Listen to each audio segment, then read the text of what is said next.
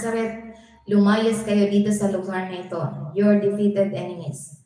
Wala kayong kapangyarihan na manatili sa lugar na ito sapagkat this is the property of our Lord Jesus Christ na siya ang nagbigay ng kanyang sarili para kami ay pag-aari ng Diyos.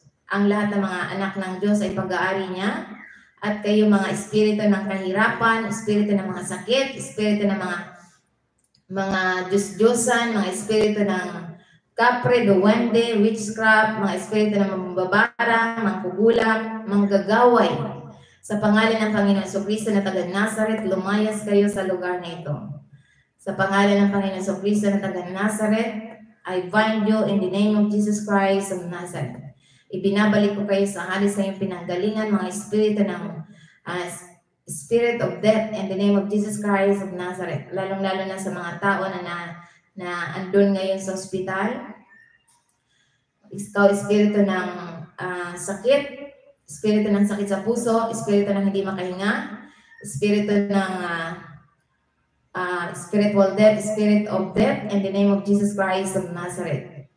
Lumayas ka sa tao ng Diyos, lumayas ka sa pamilya ng Diyos, sa pangalan ng Panginoon Jesucristo na taga Nazareth, your defeated enemies. In the name of Jesus Christ of Nazareth, yung mga tao ng Diyos, hanggat 7th generation ng pamilya ng Diyos, sa pamilya ni Eva Natividad, sa kanyang kapatid, kung ano man yung espiritu na pumasok sa kanyang katawan, ginagapos ko sa pangalan ng Panginoon Jesucristo ng taga Nazareth. Ikaw, espiritu ng kamatayan, espiritu ng hindi makahinga, espiritu ng sakit sa puso, sakit sa in the name of Jesus Christ of Nazareth.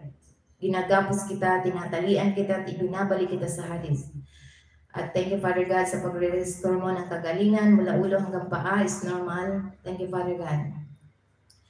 Na bigyan mo pa siya, bigyan mo sila ng tsansa upang maglingkod at magpahayag na ikaw lamang ang the best healer, the great physician. Thank you, Father God, sa complete healing from head to foot is normal. Normal na ang paghinga, normal na lahat mula ulo hanggang paa.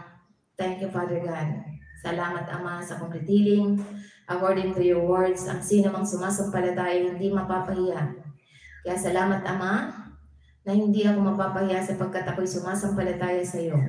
Na ikaw lamang ang the best healer sa bawat buhay ng iyong mga anak. Lalong-lalo na yung mga taong ginagamit mo upang to support your ministry here in Cabuyao, Laguna. Thank you, Father God, na ginagamit mo ang aking bibig upang magpahayag, upang ang lahat ng pinapahirapan ng gawa ng aming mga kaaway. Thank you, Father God, na effective and powerful ang lahat ng prayer ng iyong lingkod. Thank you, Father God, according to your words, hindi ako mapapahiya sapagkat ako'y sumasampalataya. Thank you, Father God. Salamat, Ama, sa complete healing mula ulo hanggang paa. Thank you, Father God, na makamtan ng bawat isa ang complete healing mula ulo hanggang paa sa iyong mga anak sa Luzon, Visayas, at Mindanao at all world. Lalong-lalo na yung mga taong ginagamit mo upang to-support your ministry. Thank you, Father God, na magpadala kayo ng mensahero na tulad ng katuruan ng The Word of God Spirit and Life Ministry na mula sa Panginoon Jesucristo ang tagubilin, katuwiran na mananatili sa bawat isa sa amin.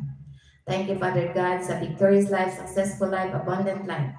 Buhay na kaaya-aya, buhay na kasaya-saya, buhay na punong-puno ng kalusugan, biyaya, at tagumpay.